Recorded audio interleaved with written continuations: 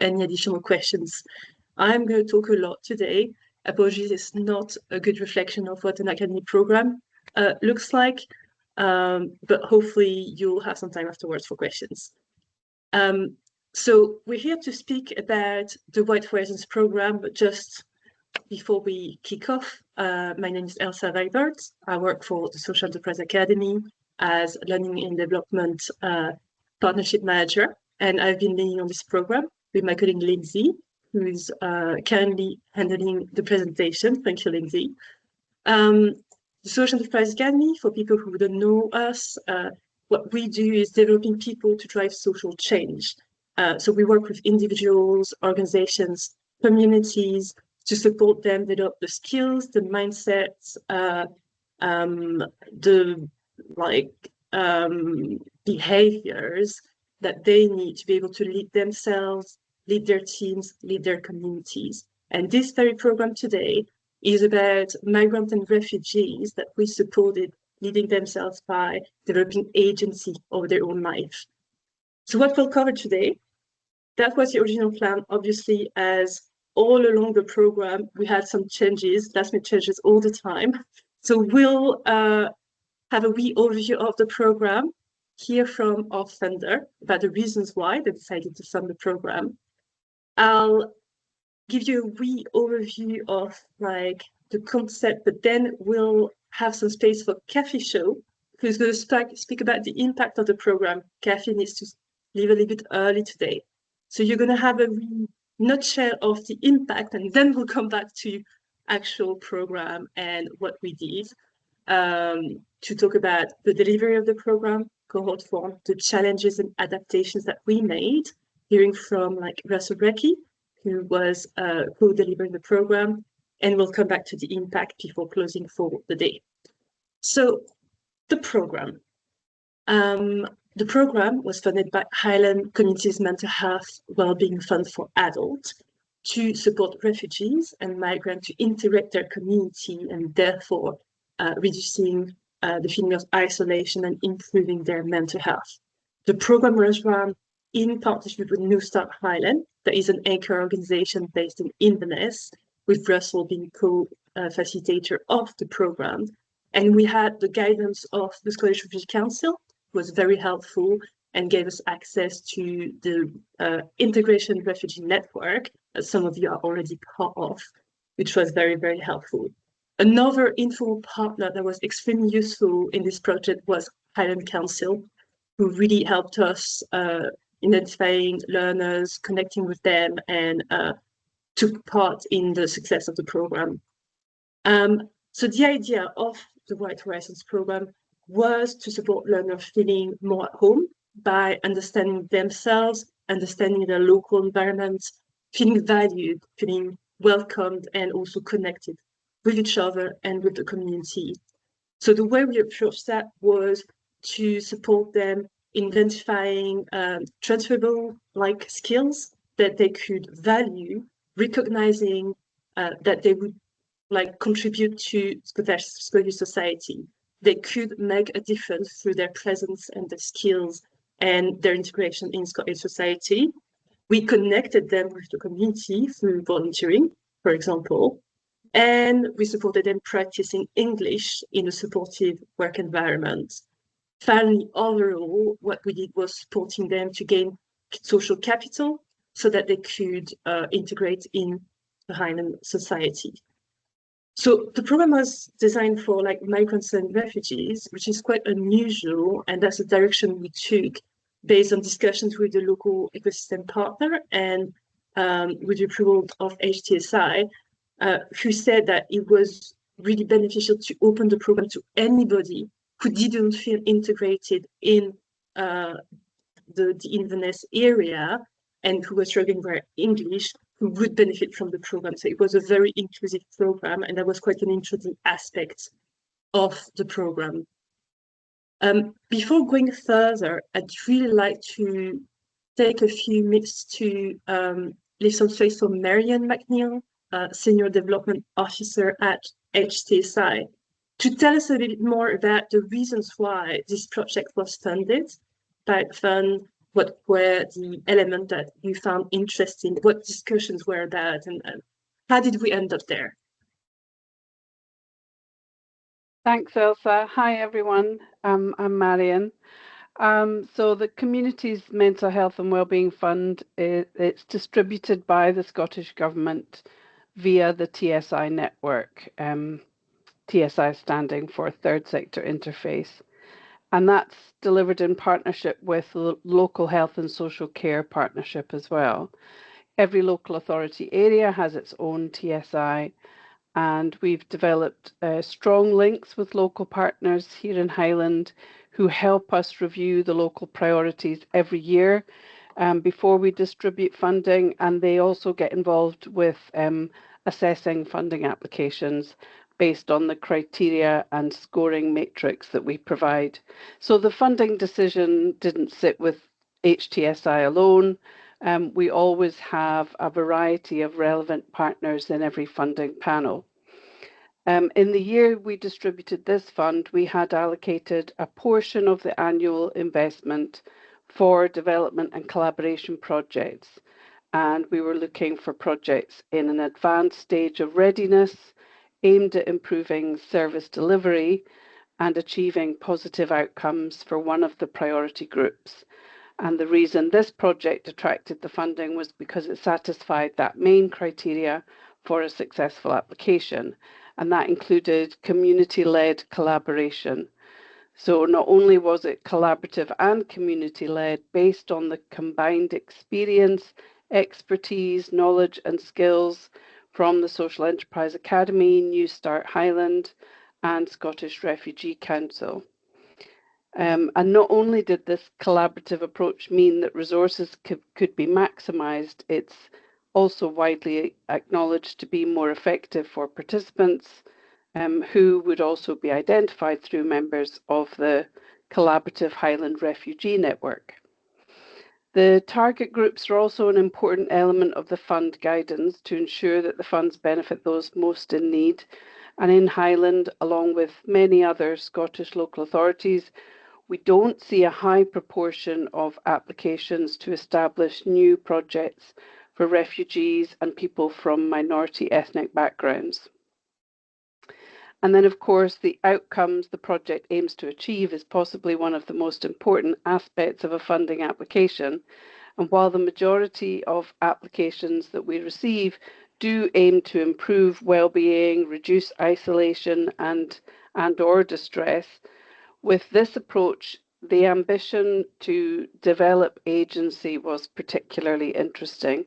It's great to see this approach, which ensures that people are enabled to be the driving force, devising the solutions that work best for them.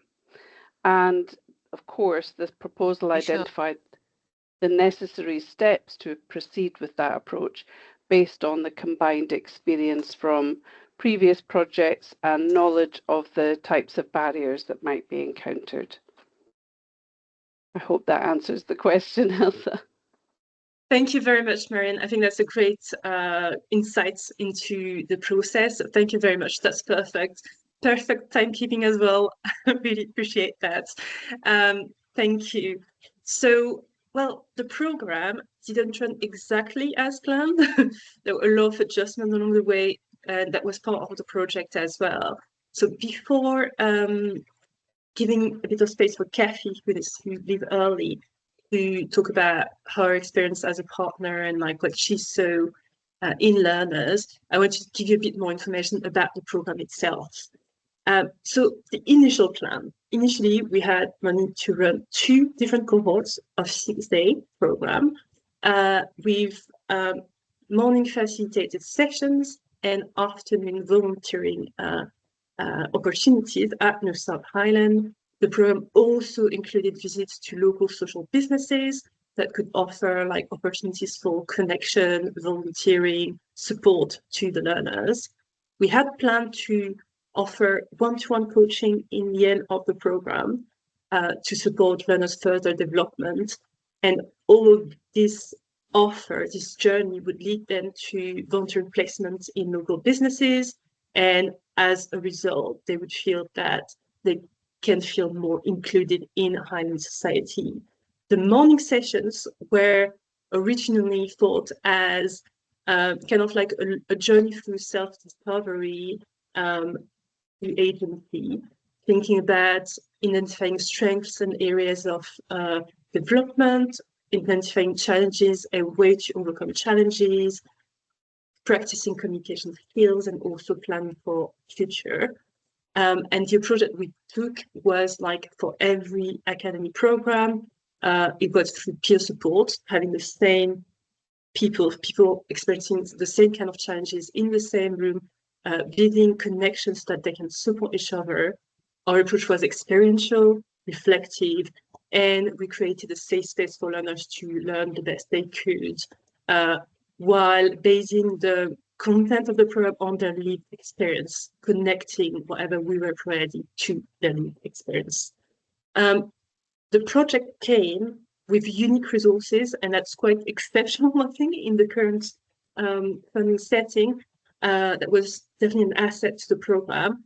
We have budget to run trauma-informed training for facilitators and staff involved in the program. We had access to a facilitator facilitation training for like how to facilitate to non-native speakers that was kindly run by Highland Council. We had time and budget to reflect on all our previous delivery of similar programs and to try to come up with a program that would be suitable for the place-based approach that we were taking. We wanted the program to be very relevant to Inverness and the surroundings. And finally, we had budget to remove practical barriers to access the program. We could support learners, for example, commuting to the program, taking a taxi if they needed to, organizing transport for them. And finally, there's this session that is about sharing the learning for the program so that it could be useful for future projects, or maybe also start a conversation of what we could be doing differently or together in the future. Before moving on to what we actually did on the cohort on CAFE, I'm really aware that you need to go in 10 minutes. So we're going to do a wee step aside from the original plan and give a bit of space for Kathy from Highland County, who was a very supportive partner throughout the program and also signposted a number of learners and could observe the impact of the program on their development as well. Kathy, would you like to tell us a bit more about that? Okay, so just to give you some context, I work for Highland Council Adult Learning as a support worker for the ESOL learners. So I had ready access to the cohort of learners that Elsa was looking to support. So we worked in partnership from the beginning, really. More so in the second cohort, I think, than the first. And I think that was quite good that we learnt from the first cohort. After the first cohort, Elsa and I had a feedback meeting to discuss how we could maybe help do it differently the second time. So so we worked in partnership in that Elsa came to visit our learners in their classes to start off with, just to introduce herself, tell them a little bit about what was on offer. And I think this really helped because for learners are quite vulnerable when they have language difficulties and they're new to the area. So that meant that they'd already met Elsa, or they already knew a little bit about it before they attended the first session. We also did a bit of a soft handover in that I accompanied our learners to the first session as well, and I think that helped to kickstart the whole experience for them. So I've only actually managed to, I don't see all the learners all the time, and not all the learners were from our adult learning. So, but the ones that I have been able to see after the event have all been very positive about the experience and what they'd gained from it. I think, first of all, what Elsa just said about it being a safe space was really important, because they were all with other learners who have experiencing the same barriers as they did, new to the country, new to the culture, new to English, many of them. They all had a little bit of English, but they weren't particularly confident at using English out with their own circles. So the fact that it provided a safe space was a real good starting point, I think, for them all. And then they all, the learners that I've spoken to, all found that they gained in confidence over the 6 weeks. They were all felt that it was very focused and targeted, in that they were learning about workplace language, workplace skills, and that it had a real sorry, that's my phone going. Oh, sorry, stop.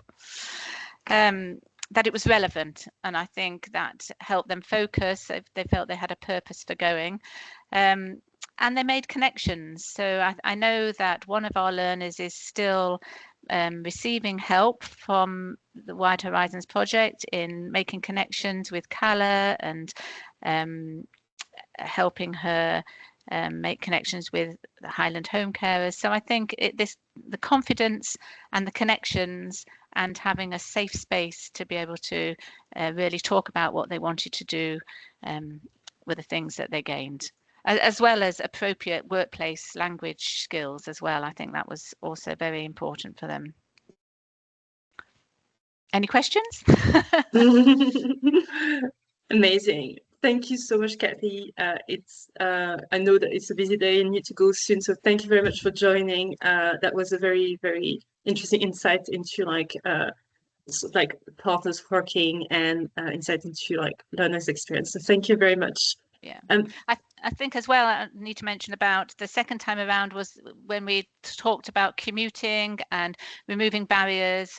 That was very important for one of our learners, who actually got a lot out of it because of childcare and also difficulty walking. You know, we managed together to put on the taxis and adjust the times, pick her up, take her home, and she really felt valued. She felt that you valued her attendance by going through that effort to get her there. So I think that's an important point to make as well.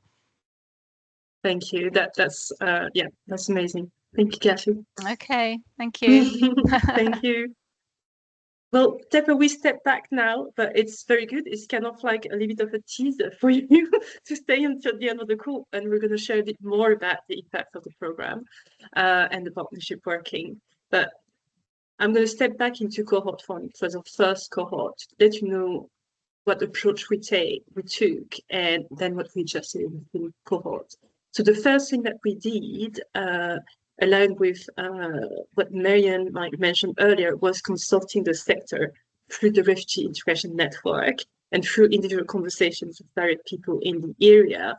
We really wanted to know if the program that we're offering would land well, would be useful to the people we're looking to support, and explore what was the best way to communicate about the program, and to adapt our approach to the learners. So on the first cohort, we organized open information sessions, both online and in person.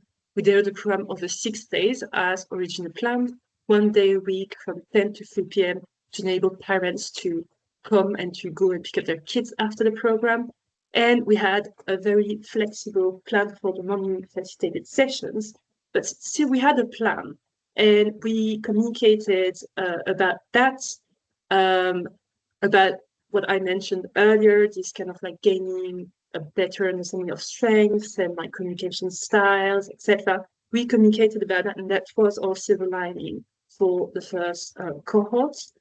We had a mix of learners on cohort 1, some with quite a comfortable level of English, and some with a very at a very earlier stage of their English learning, which created some challenges. We had a Ukraine-heavy cohort, and most learners attended the program because actually they wanted to find a job, and they wanted to practice their English. That was the main goal. Despite all the things that we could have thought about their motivation, that was what they cared about. The afternoons, Lindsay, if you want to move on to the afternoons slide, That's a wee overview of the plans. So you have all the details at the back of this session. So in the afternoon, as planned, we did some like volunteering at New Start Highland, visiting the garden, using the furniture workshop that they have.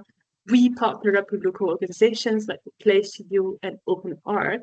And on the final day of the program, we invited some key partners that we thought were good connections for the group to have, so that they could feel supported and have opportunities beyond the program to keep on progressing. And Kathy Shaw was one of them. That was quite tiring for the learners, but we supported them preparing for those conversations like throughout the program. In terms of gathering feedback, we had continuous conversations with the facilitators and regular check-ins with the learners, mainly for like a scaling kind of like images, measuring like how comfortable they felt in different areas. We also had a line continuum in the end of the program, asking learners to compare how they felt at the beginning of the program and in the end, and we had a post-program evaluation form. We'll give you a bit more insight around like the impact of cohort 1 before like touching base on what was actually really challenging and what we did differently on cohort 2.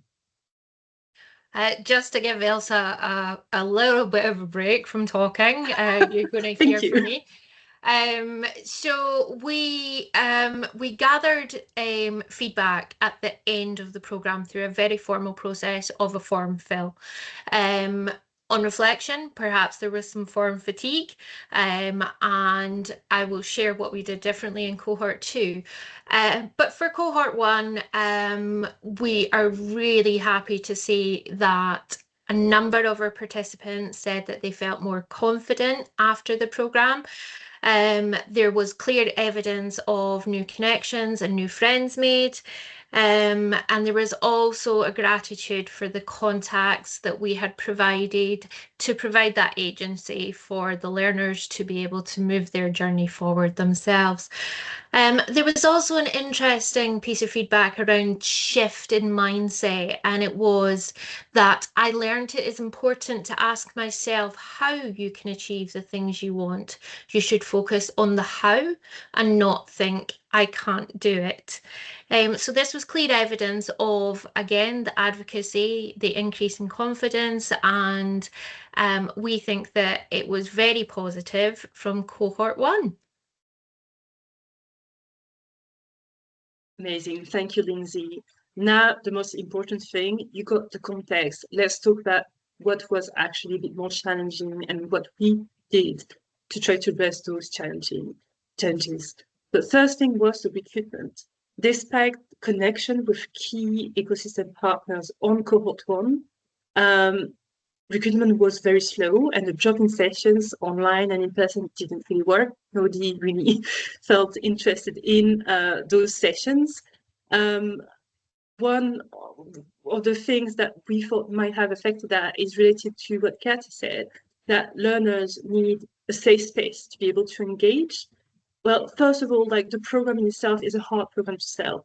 It's really hard to tell people what's going to happen. You're going to gain confidence. What does it mean to gain confidence? It's really hard to explain what concretely would happen in the program, taken that we also took a very flexible approach to learning to adapt to the learners in the room. So it's a hard program to understand. But the second thing is that learners need like a safe space to engage with the program and some support understanding the program, but also registering, committing, and engaging. Last thing is that like they're very busy with their lives. We know that most learners are struggling with mental health issues, and they also need to make a choice about what they choose to engage with or not. Their time is limited. So on cohort 2, as Kathy mentioned, we furthered the relationship with key partners, especially Highland Council, by working in partnership from the beginning, identifying suitable learners, going in person to speak to the learners. They could see a face to the program as well. They could hear and like feel the safe space that we could offer in the program through like in-person meeting. and also get a better understanding of the program. A second challenge that we faced was the positioning of the program. That's something that people fed back, and we had ongoing discussions with partners about that originally we were looking for like learners with like a level of English ISO 3-4, so that we could go through this journey that we had in mind about discovering their strengths and areas of development, being able to speak about that. But actually learners with like a comfortable level of English, they were able to identify opportunities themselves, or already had support to volunteer and take their next steps. Well, the learners who really would have needed such programs couldn't access the program because of their level of English. So what we did was opening the program to learners with an equal level of English, readjusting the content of the program, learning from the first cohort where like, people really cared about finding a job. So we advertised the second program and refocused on employability skills, language development, speaking English in work contexts, and developing communication skills to be able to value their experience, not expecting them to lead their community, but just to value their experience so they could progress depending on where they were at when they joined the program. That also affected our approach to the program structure and the design. So instead of like expecting them to reach specific outcomes, we trust the learners to retake whatever was relevant in the program for them. So the second cohort was much more co-designing than the first one, recognizing that every cohort has unique needs and every people attending cohort have different needs. So in terms of like approach to delivery, we had a much more like conversational approach to delivery with a very loose plan. And we really co-delivered. The conversation were about what learners needed and what they cared about, so they could express whatever they were going through, whatever they needed. And finally, the last adjustment in terms of structure that we did, that Kathy mentioned, is the recognition that it's a huge task for learners with an ISO 2 level of English to show up to such a program. It is really brave, it is really tiring, it's a huge investment both in time and in energy. So we adjusted the program by organizing a half-day session at the beginning of the program where learners could join with a trusted member of their family or any support they wanted, their support worker, so that they could show up in a safe environment, supported, understand what it was about before feeling the confidence to actually come on their own and then grow their confidence throughout the program. We also added a 7th day in response to their tiredness on the last day. I mentioned the last day being about like them meeting guests from the local area. This is huge, even with preparation, to have conversation with 3 different people from the area. People were like absolutely drained. So we added the last day, recognizing the importance of wrapping up the program, thinking about what it meant for them in the future, what they wanted to take away from the program. The last thing that we adjusted was the evaluation process that we mentioned earlier, recognizing that measuring confidence is not an easy thing to do, and it required the learners to understand and to express themselves around like very complex notions, complex emotions, complex notions. So we stepped away from the usual way we measure feedback, and we developed like trust with learners by showing up at the beginning, but also during the programs that could identify us, trust us to be here for them. And Lindsay and myself came on the last module of the program, and we had a discussion that I think was quite pathetic about what they experienced on the program, because they felt safe to express themselves. So we had a group discussion that was very interesting.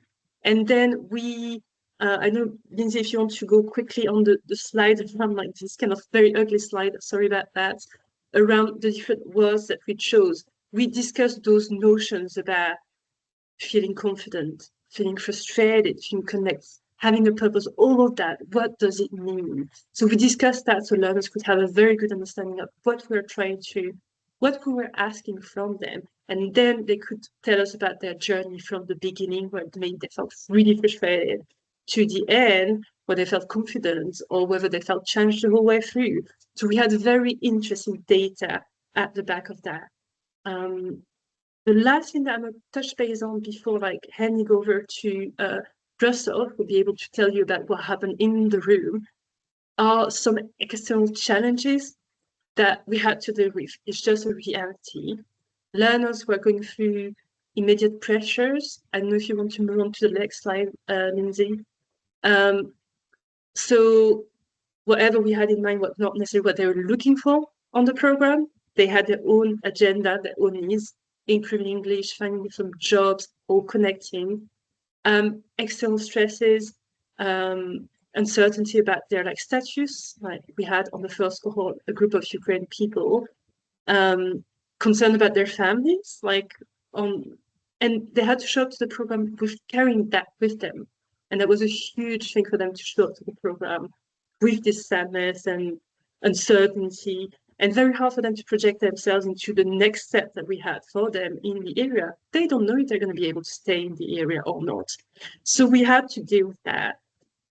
Mental health issues and mentioned, but also like overseas qualifications not being recognized. On cohort 1, we had a neurosurgeon, a journalist, a psychologist. They obviously couldn't do this job right now. So there was some frustration around things that we couldn't really solve, but that we supported them going through and expressing. And cultural differences, volunteering being something that in some countries don't exist as such. So identifying, understanding how volunteering could be a stepping stone into feeling more confident, speaking English, finding a job was a bit challenging. I'm going to start speaking now. And Russell, I'll let you introduce yourself and tell us a bit more about what happened in the room. Hi Elsa, hi everyone. I'm Russell. I work for the Social Enterprise Academy and I also work for New Start Ireland. So the background to being involved with this program was really exciting when we first took it on, and we knew there was a need for doing something different. And how we developed the program, as Elsa said, was a learning experience for us. Whilst Jill, who was the lead facilitator for this program, highly qualified in this sector, had to adapt the program all the way along because of the things we were learning as we were going along. Some of the things that happened in the room, I think Elsa touched on. The participants wanted to focus on English, finding work, but struggled to see how volunteering could help them to do this role. Volunteering was something they had never heard of, could not understand the meaning of volunteering. From the cohort 1 to cohort 2, we saw different behavior within the group on volunteering. Some have now volunteered with ourselves, others have volunteered within the local hospital as well, and they've gained confidence, they're improving the English, and they're making friends, new friends that they didn't expect to have. But the challenges in the room were still the same. The uncertainty about the immigration status, concerns about their own families. I mean, we heard some stories where some of the participants highlighted only 3 months ago they were in a war-torn zone, and now they're in a safe part of this country, and now trying to engage with a group of people who they have met or haven't met, but they were willing to go on the journey. They were willing to learn, and that's one of the positives from both groups. They were all willing to give it a good go and see what materialized from it. And from cohort 1, I used examples from there in cohort 2 to see how the groups had moved on, the benefits from it, and the benefits from gaining some of the services from New Start Ireland, because New Start itself had a number of services and people that we had worked in the previous, and they could expand on those services. There were huge structural barriers as well. I came across I mean, recently, a lawyer. I mean, he spent nearly 15 to 18 years studying to be a lawyer in his country, and in this country he can't get any work. I mean, he is now volunteering for us because he feels going on the course has given him the opportunity to recognize himself that he's in a new country, and to try and help him to improve his English, gain confidence, get new friends, was to come and volunteer. He's making tremendous, he's made huge progress. I see him on a regular basis. But we also came across neurosurgeons. We came across pharmacists. Pharmacists, I mean, our country is crying out for pharmacists, and here's a ready-made skill set, and they struggled. Why couldn't they transfer their skill set across? Teachers. So that it was a very, very highly skilled group of people we worked with, but they struggled why they couldn't get work. They ultimately, they want to work. They've got a desire to work. They come from a working background. Other things that we came across that were barriers to the group is the language. Whilst both myself and Jill went on to and did some advanced studying how to integrate ourselves with the group. So we had to learn different styles of communicating, different ways of listening, and all this helped us to understand the group because we wanted ourselves to be more engaged with the group, and by participating with them, we learned about their cultures, and a belief and a trust from the group that they shared with the way they were personal problems in their country, whether it's in the Far East, Middle East, whatever personal problems they had. Jill worked extremely hard with them to try and narrow down some of the challenges they faced, especially understanding the job market in this country. And we brought in some external speakers towards the end of the program so we can share how they can be recruited, how they understand the procedure of employment. And hopefully some of those people have managed to connect some of these agencies we spoke to. I think there within the room there were challenges, some of the challenges which we as facilitators would struggle to understand, but when we gain their confidence, we know the sort of danger zones that they've come from, and it was hard to understand how we could help them by asking them to go and volunteer. And there was this new word that they never understood, but after 4 weeks, and when we exposed them to some of the sectors that had good volunteering opportunities, the group understood better opportunities. And I think that just shows with the small numbers of people who have re-engaged in volunteering and offering their helps in different ways. Does that help to understand some of the problems, Elsa? Yeah, thank you very much, Russell. That's so good, and thank you for covering for Jill as well. Jill was supposed to join the call, but unfortunately, was feeling very unwell today. So thank you for trying to speak for the both of you.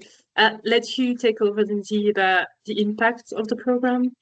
Yeah, sure. So I'm just very, very mindful of time because we're running just a little bit behind. So I'm going to keep this quite short. But as Elsa said, one of the biggest things we changed in between cohort 1 and cohort 2 was how we gathered feedback. Cohort 2, feedback was gathered through conversation, and that was done by building trust with the learners, and Elsa and myself actually attending the beginning and the end of the programme. We broke down our feedback into 4 main categories, one of which is finding my voice. So this really speaks to the agency and the advocacy and the improvements that the learners felt they had.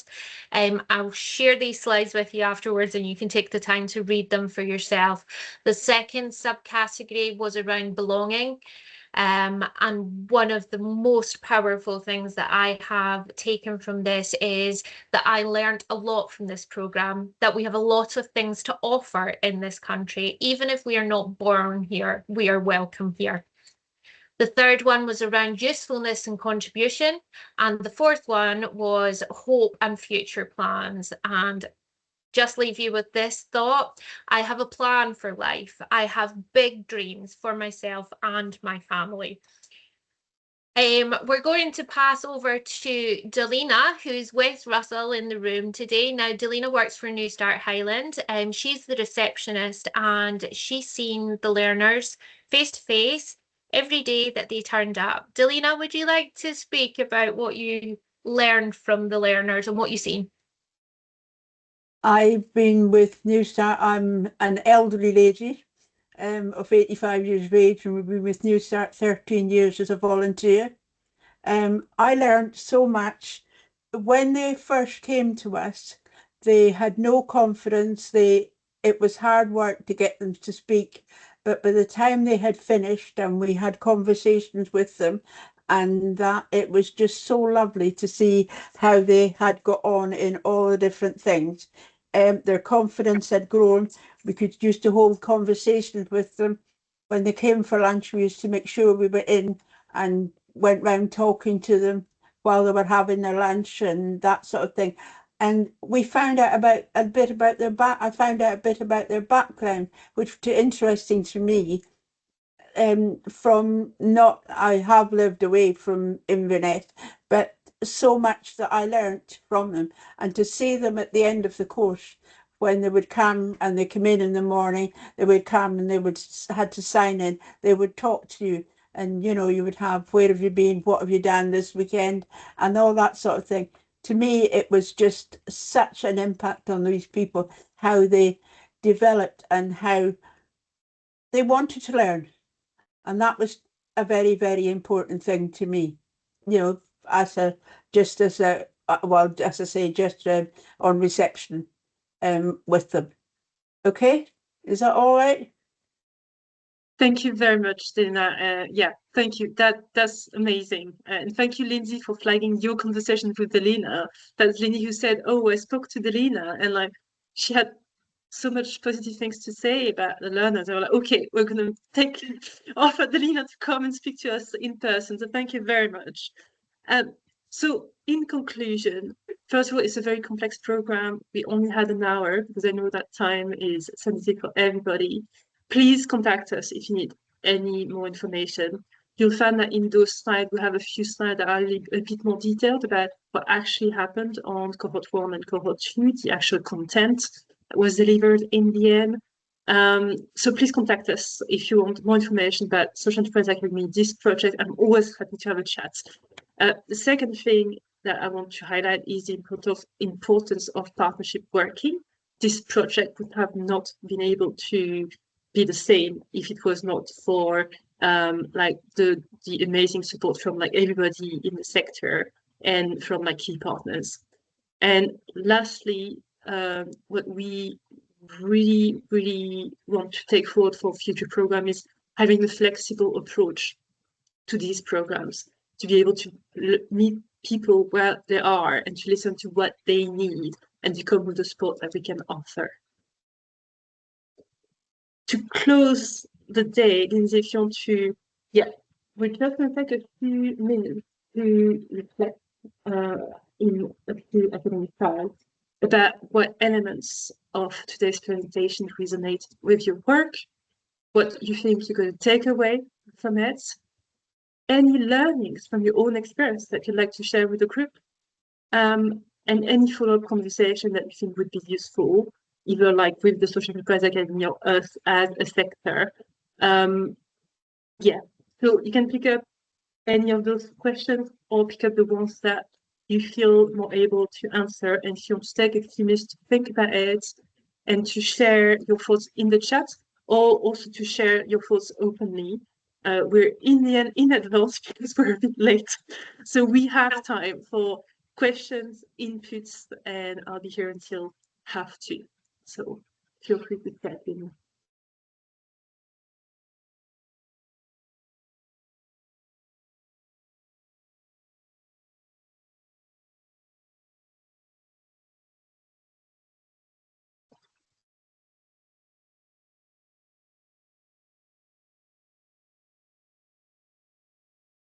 Any feedback as well. I thought we wouldn't have time for that, but like actually we do have time for feedback, so any feedback would be welcome. Thank you, David. Indeed, like huge thanks to HCSI for supporting this work. It was really impactful. Thank you. Bridie has her hands up, Elsa. Amazing. Thank you for flagging. Bridie? Hey, I just also want to say a huge thanks to everybody who's shared their experience, to all the partners, to HTSI as a funder, to Ailsa and Lindsay for bringing together everybody today and sharing it all so well. This is really moving work, you know, things like such as the shift in the perception of volunteering, the sense of purpose and meaning and connection and relationship is just really moving. Yeah, feel profoundly moved, and let's hope we can do more of this. Thanks, everybody. Yeah, all partners and to the team and facilitators. Yeah, thank you. I forgot to mention that we're also currently working on case studies, and well, we have 2 learners from the last cohort who accepted to join, including Amor. Amor is one of the persons who was the least confident at the beginning of the program. She came with her husband on day 1 of the program, and she came with her husband on day 2 and day 3 of the program. We let her before being able to come and show up on her own. And I mean, like, she's just so able to change herself and so willing to change herself to speak English now that she actually has accepted to have a conversation with me to provide individual feedback for a case study. She would have never accepted such thing at the beginning of the program. And I don't know, I feel that she's really brave, and I really want to recognize her achievements. So that's going to come up your way as well if you give us another week or so. Gather this information for you. We'll share the presentation, and we'll also share the case studies and the recording.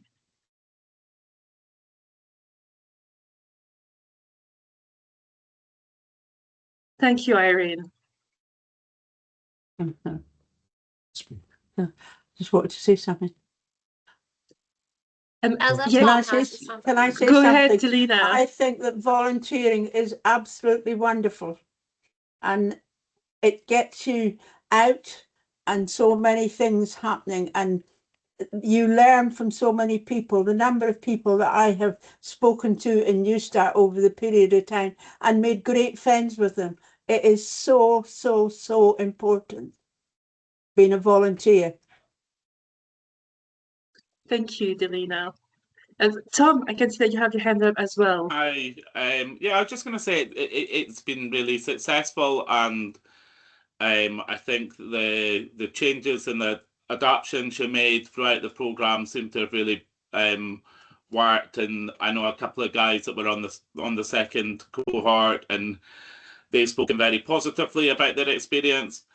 But I was just going to ask as well, it might be if you have any plans for anything similar in the area going forward, or is it all just sort of fund independent? And well, David, do you want to step into that? Do we have any any budget, any leads at the moment to do? I would love to do some similar program because I think it's really impactful, and I think it would be a great thing to do. But I guess it depends on which funding we can get for that. Anything, David? Oh, yeah, sorry, I'm in a cafe just at the moment, so it's a bit noisy. But look, this is really important work, and I was just trying to type in the chat. Oh, David, you're on mute now. You just muted yourself. Yeah, sorry. I was just going to say we can't ignore that these New Scots find themselves, they're trauma-informed by definition. They find themselves in a strange country, and sadly, people are facing intolerance. And I just say that we really need to prioritise support for these people because they're the future leaders of our society. That's how you see them. So, yeah, we're definitely looking to continue this work and keep on learning ourselves. Thanks. Thanks, David.